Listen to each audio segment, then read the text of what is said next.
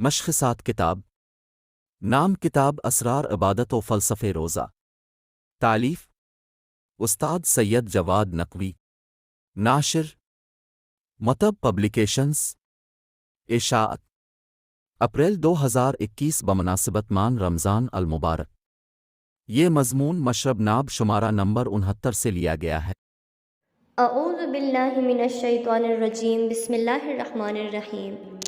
ماہ رمضان ماہ اطاعت و بندگی۔ یا ایہا الذین آمنوا کتب علیکم الصیام کما کتب علی الذین من قبلکم لعلکم تتقون۔ سورہ بقرہ آیت 183۔ ماہ مبارک رمضان ماہ صیام و ماہ اطاعت و بندگی پروردگار اور خداوند تعالیٰ کی اپنے خاص بندوں کے لیے یہ فرصت ہے۔ روزہ عبادت الہی میں سے ایک اہم ترین عبادت ہے اور کئی لحاظ سے یہ قابل توجہ ہے۔ بہت ساری خصوصیات اس عبادت میں موجود ہیں جو دیگر عبادات میں نہیں ہے۔ روزہ کے مختلف پہلو۔ روزے کا ایک پہلو اس کا عبادت ہونا ہے، یعنی اس کا عبادی پہلو۔ روزے کا ایک پہلو فقہی اور شرعی ہے، یعنی فقہی لحاظ سے روزے کے احکام اور اس کے آداب ہیں۔ اس کے علاوہ روزے کا ایک نہایت اہم پہلو روزے کے فوائد اور اس کے نتائج ہیں جو انسان کو حاصل ہوتے ہیں، لیکن اس گفتگو میں ہمارے مد نظر یہ تمام جہات اور یہ پہلو نہیں ہے۔ یہاں نہ مقصود روزے کے احکام بیان کرنا ہے اور نہ ہی اس کے فوائد اور نہ ہی اس کے نتائج بیان کرنا ہے، بلکہ موضوع فلسفہ روزہ کے حوالے سے ہے، چونکہ یہ عبادت اپنا ایک فلسفہ اور ایک حکمت رکھتی ہے جو در حقیقت روح عبادت اور گوہر عبادت ہے۔ عبادت کی اصل روح ہے۔ در حقیقت جو چیز عبادت کو عبادت بناتی ہے وہ یہی روح و گوہر عبادت ہے، جبکہ عبادت کے اس پہلو کو بہت کم مد نظر رکھا جاتا ہے۔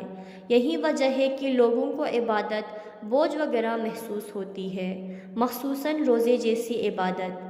اس کی سختی کے پیش نظر اکثر انسان کی کوشش ہوتی ہے کہ اس عبادت سے پہلو تہی کرے اور اس سے اجتناب کرے۔ عبادت کی معرفت اور اس کا شوق۔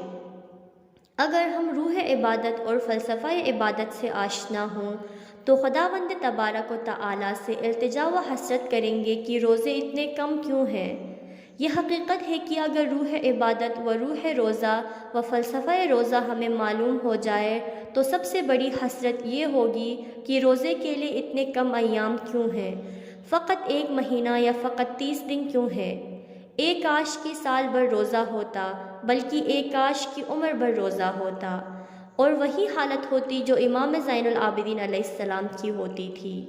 امام چہارم کو زین العابدین کہتے ہیں، یعنی عبادت گزاروں اور عبادتوں کی زینت۔ جس طرح سے سید الساجدین علیہ السلام ماہ مبارک کا استقبال اور جس طرح ماہ مبارک کو رخصت کرتے تھے وہ قابل دید چیز تھی۔ امام زین العابدین علیہ السلام اور ماہ رمضان۔ امام ماہ رمضان کا اس طرح سے والہانہ استقبال کرتے تھے جس طرح سال ہا سال کی آرزوؤں کے بعد خدا کسی بے اولاد کو اولاد عطا کرتا ہے، اور ماہ رمضان کو اس طرح سے رخصت کرتے تھے جیسے کوئی ماں اپنے بیٹے کی لاش کو وعدے کرتی ہے، بیٹے کے جنازے کے رخصت ہونے پر آہ فریاد واویلا کرتی ہے۔ سید الساجدین علیہ السلام اس طرح ماہ رمضان کو رخصت اور وعدے کرتے تھے۔ کیا ایک بھوک کا اس طرح استقبال اور ایک پیاس کو اس طرح رخصت کیا جاتا ہے؟ نہیں، روزہ بھوک اور پیاس کا نام نہیں ہے۔ روزہ کے متعلق غلط نظریات۔ روزہ فاقہ نہیں ہے۔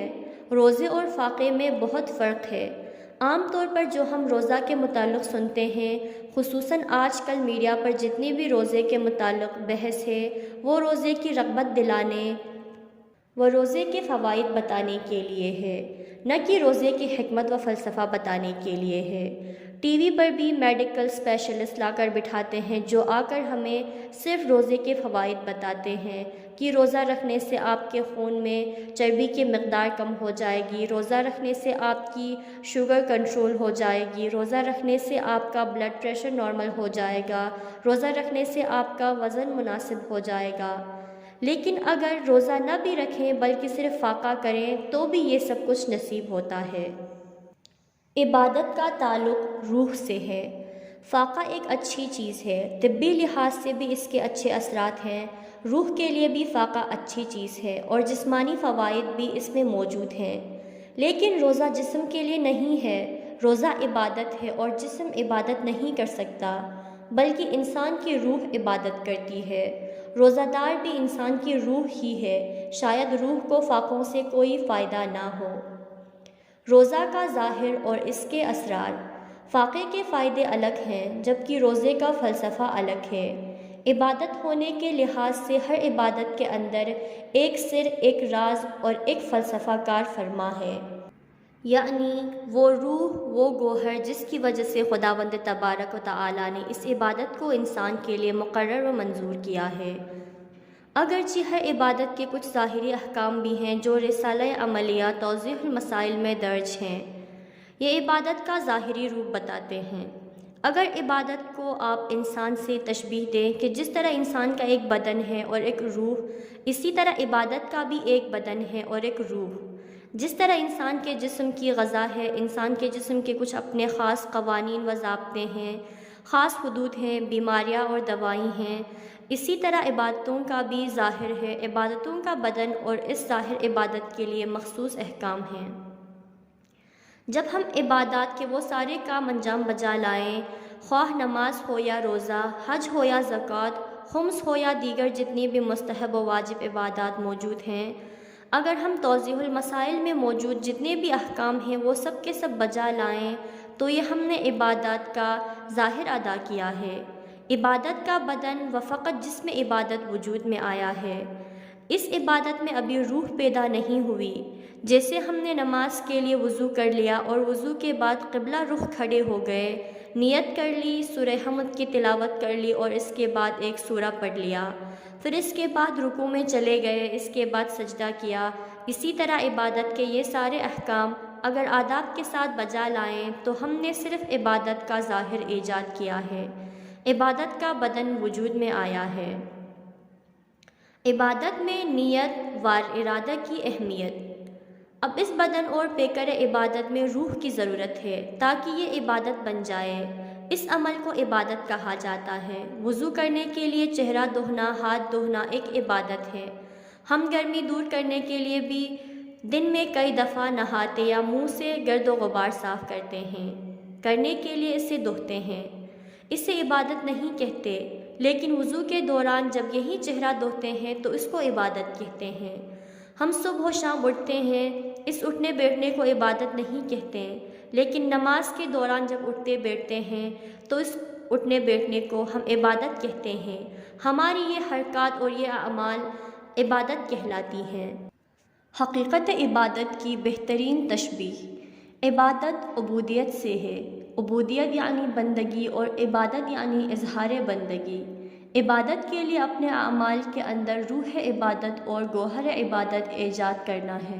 جسم اور روح کو آپ صدف سے بھی تشبیہ دے سکتے ہیں، صدف اور گوہر، صدف اور در، صدف اور موتی۔ صدف کی ساری قیمت اس گوہر کی وجہ سے ہوتی ہے جو صدف کے دل میں ہوتا ہے۔ اب کتنے لوگ صدف کے خواہاں و صدف کے شکاری ہیں۔ جن سمندروں میں، جن پانیوں میں صدف ہوتے ہیں وہاں صدف کے شکاری فراوان ہوتے ہیں، جو کتنی زحمتوں و مشقتوں سے، کتنی مشکلوں کو برداشت کر کے سمندر کی تہ میں اترتے ہیں اور وہاں سے صدف تلاش کر کے نکال کر لاتے ہیں۔ روح کے اندر عبادت کی حیثیت۔ اگر ساحل سمندر پر آپ جا کر دیکھیں تو یہی صدف جس کے لیے ایک غواص، جس کے لیے ایک تیراک و غوطہ خور اپنی جان خطرے میں ڈال کر سمندر کی تہ میں اترتا ہے، ہم دیکھتے ہیں کہ یہی صدف ساحل پر کوڑے کرکٹ اور کچرے میں پڑا ہوتا ہے۔ کیوں؟ کل تک تو ہم اس کو تلاش کر رہے تھے، کل تو اس کے جستجو اور طلب میں تھے اور اپنے آپ کو ہلاکت میں ڈال رہے تھے، جبکہ آج یہ صدف ریت اور ساحل پر پڑا ہوا ہے، اس کو ہاتھ تک کوئی نہیں لگاتا۔ جواب یہ ہے کہ کل اس صدف کی تلاش اس وجہ سے تھی کہ اس کے اندر موتی تھا، گوہر تھا، اور اب چونکہ وہ گوہر اس سے نکال لیا گیا ہے، اب یہ صرف خول رہ گیا ہے، اس خول کو جو موتی کے بغیر ہو۔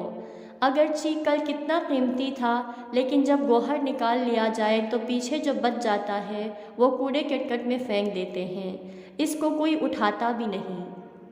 حقیقت عبادت روح عبادت ہے۔ صدف کی ساری قیمت اس کے گوہر و موتی کی وجہ سے ہے، اسی طرح عبادتوں کی ساری قیمت، سارا راز در حقیقت گوہر عبادت میں ہے، نہ کہ صدف عبادت میں۔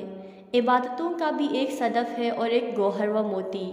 انسان یہ سب صدف تشکیل دیتا و بناتا ہے، اس لیے کہ اس گوہر تک پہنچے، یعنی مکمل دین تک پہنچے۔ ہم عام طور پر اپنی دینداری کی حالت کا جب مشاہدہ کرتے ہیں تو دیکھنے میں یہی آتا ہے کہ صدف ہاتھ میں لے کر گھوم رہے ہیں، صدف کو سینے سے لگایا ہوا ہے اور اس کی حفاظت کر رہے ہیں، اور صدف کا دھم بڑھتے ہوئے اسی کے گیت و گن گاتے ہیں، درحالے کی گوہر اس میں نہیں ہے۔ فلسفہ دین سے آشنائی کی ضرورت۔ بس سب سے پہلے فلسفہ دین ہے۔ ہمارے لیے ضروری ہے کہ فلسفہ دین سے آشنا ہوں کہ وہ کیا ہے۔ اول تو یہ ذہن میں رہے کہ صدف میں گوہر بڑی مشکلوں سے پیدا ہوتا ہے۔ ایک صدف میں گوہر آ جانا آسان کام نہیں ہے۔ یہ اتنا مشکل کام ہے کہ مرزا غالب جیسے مستانہ آدمی کو بھی اس مشکل کا احساس تھا کہ صدف میں گوہر کتنی مشکل سے پیدا ہوتا ہے۔ دام ہر موج میں ہے حلقہ صد کام نہنگ، دیکھو کیا گزرے ہیں قطرے پہ گوہر ہونے تک۔ گوہر بننے کے لیے پرسکون ماحول۔ سمندر کی امواج میں ہر موج کے اندر خونخواری سمندری جانور اور ان میں سے ہر ایک اپنا ہزار منہ کھولے ہوئے صدف کے شکار میں ہوتے ہیں، اور اس صدف کے دل میں آب نیسان کا ایک قطرہ جو گوہر بننے جا رہا ہے، اس صدف کو ان سمندری جانوروں، درندوں، ویل مچھلیوں اور ان شارک مچھلیوں سے اپنے آپ کو بچانا ہے کہ وہ اس کو نگل نہ لیں۔ طوفانوں سے بھی بچنا ہے، ساحل و خشکی سے بھی بچنا ہے، سورج کی تمازت اور موجوں کے تھپڑوں سے بھی بچنا ہے، اور بچ کر اس کو تہہ سمندر میں جا کر ایک پرسکون اور ایک آرام دہ ماحول میں سال ہا سال انتظار کرنا ہے۔ جس طرح انسان رحم میں پلتا ہے، گوہر بھی ہمیشہ رحم میں پلتے ہیں۔ صدف کے اندر بھی ایک رحم ہے، ایک قطرہ آب نیسان کا اس پر پڑتا ہے، وہ اس کو لے کر تہہ سمندر میں جا کر بیٹھ جاتا ہے۔ ایک قطرے کے گوہر بننے تک کا سفر، دیکھو کیا گزرے ہے قطرے پہ گوہر ہونے تک۔ ایک قطرے کو گوہر بننے تک کتنے حوادث، کتنے طوفان اور تلاطم سے گزرنا پڑتا ہے۔ گوہر بیٹھے بیٹھے نہیں بن جاتا، گوہر بننا بہت مشکل ہے۔ بقول حکیم سنائی کی سالہا باید کہ تا یک سنگ اصلی ز آفتاب لعل گردد در بدخشان یا عقیق اندر یمن، یعنی کئی سال چاہیے تاکہ ایک پتھر بدخشان کی سرزمین پر لعل بن جائے یا یمن میں جا کر عقیق بن جائے۔ ایک معمولی پتھر کو عقیق و فیروزہ بننے تک، یاقوت و زمرد بننے تک کئی سال چاہیے تاکہ ایک معمولی پتھر قیمتی پتھر بن جائے۔